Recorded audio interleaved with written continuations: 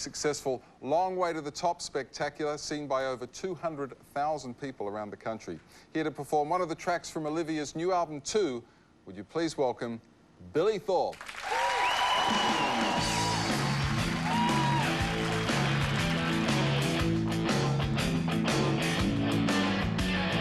There's 4 words on the tip of my tongue that I couldn't say to just anyone. Maybe I'm crazy to say them to you. My heart's fighting sweet temptation since you sparked my imagination. Baby, baby, I'm mad about you. Trying hard to keep control. I tell you more than you need to know. Anything to keep my cool. Toward the line, not break the rules. I've been good for most of my life. But I just might change that tonight. Baby, baby, I'm bad about you. Hey, Billy!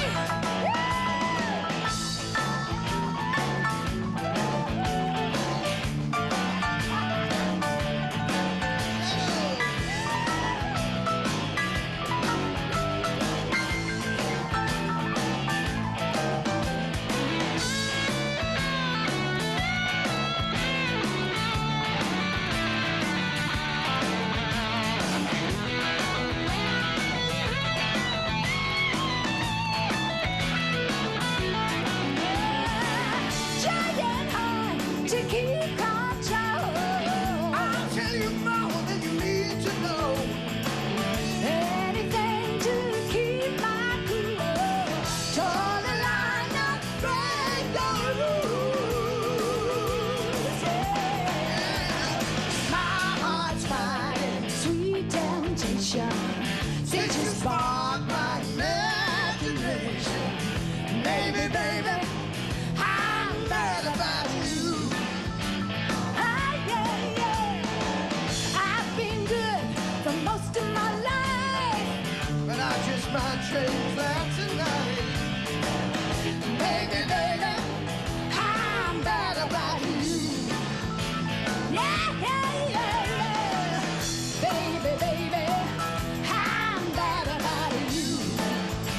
Oh, yeah, yeah, yeah. Baby, baby, I'm bad about you. And I'm bad about you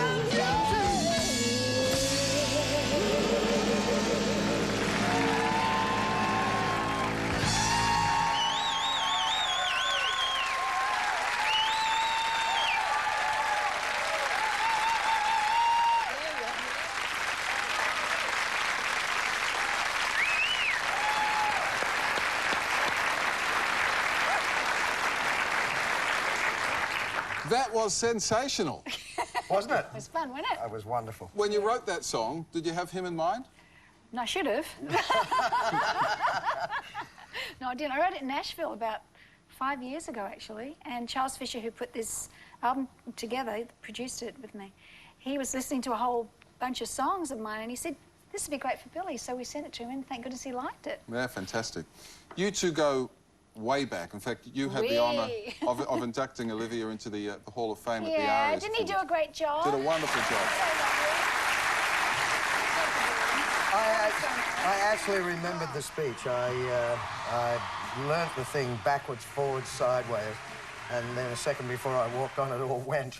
So I carried my piece of paper out, and as soon as I read the first line, it all came back. She's such a wonderful girl. I mean, she has not changed a day in her personality since I met her in the 60s. I mean, what you see with Olivia is what you get. Still stupid after all these years. But she makes me laugh, you know. I mean, the photographs in the studio that were taken of us when we did the single, all you can see is the back of our tonsils. I mean, because we laugh. We've had so many great laughs at parties at Olivia's and at John and Pat's house in LA, because we all got there around the same time in the late 70s, you know. Yeah. Great Thank bonds. you for that. The other night, getting a standing ovation from the music industry, that must have been quite a buzz. it was amazing, actually, because I remember sitting there going, they won't do that, so it'll be fine. And so I was really quite amazed that they stood up. I really was. And it was a big honour, really a big honour.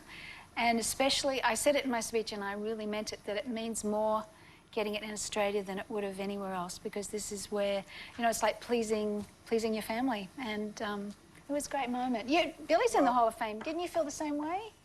It was a bit different, the awards. I think they stopped serving alcohol a year after I got my Hall of Fame award, because everybody was blind drunk by the end of it. But I think, you know, what I said, if I can remember it, you know, Olivia Newton-John is one of the most successful recording artists of all time, and she has been and remains proudly Australian, and is held in the highest regards by from everybody like the royal family, and is without doubt our greatest and most respected ambassador, or one of them.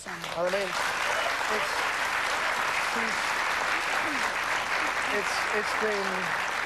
it's funny that after all these years, because we've had so many sing-songs at Pat Farrah's house. I mean, do you remember the night we had the sing-song Australia versus America? And there were all of these guys from West Side Story. And they beat us because we ran out of songs. We ended up singing Waltz and Matilda 25 times. We sang Australian songs, and then they were singing American musicals. So it was the Battle of Australia and America. It was really quite hysterical. Across a big grand piano, about 35 or 40 people. And who was representing America? Oh, I don't remember. There was all kinds of people. There were all kinds of musicians and stars. But we've sang a lot together. I wrote some stuff with John Farrah for Olivia way back. At the start of your ARIA speech the other night, you thanked someone. We're going to replay a little bit of that speech. First of all, to my teacher at University High in Melbourne, Mr. Hogan, who told me that if I was thinking about singing, I'd never pass my matriculation, so to follow my dream, thank you, sir, because your words decided my future. Mr. Hogan sounds like a bit of a new age guy. Do you think he was ahead of his time, telling you to follow your dream? I think he was just being honest. It was amazing how a little thing like that can really change the way you live your life or make a decision, because I remember the newspapers had pictured me in school uniform, and they had a picture of me on Sunday Side Up, and it was kind of school or stardom, and my mum was all involved in this, you know, whether I should go back to school or not. And I think that teacher telling me that if I was focused on something else, I wasn't going to make it through. It was like, great excuse, I can leave, you know. So I left, and I felt really guilty for a number of years. I used to have terrible dreams about, you know, going into exams and not knowing anything, and it took me a few years to get over it. But I learned in another school, a school of life, so it was okay. The reason I thought we'd mention that now is because your headmaster gave you a different sort of advice, Billy Thorpe. Well, because I started on television when I was 11 years old. I was doing TV 3 and 4 nights a week, and making more money than my headmaster when I was about 12. And I was never... I used to get to school, I was doing gigs at 12 and 13, and so I was always late, and he hated me. So I told him I was going to go to Sydney to, you know, to try and make it. And he said to me, Thorpe, you'll never amount to anything, you know, so... Thanks a lot. After well, you know, wonderful. So I thought, right, I'm an Aries, you know, Aries just don't forget. And when I had the first couple of hits, one of the James Bond Aston Martins was brought out here for promotion, so I bought it. I got in it, drove it out of the showroom in William Street in Sydney, went straight to Salisbury High School, waited for the assembly where there was like 1,800 kids, and did wheelies around and went. Just like that. It felt so good. Thank you so much for being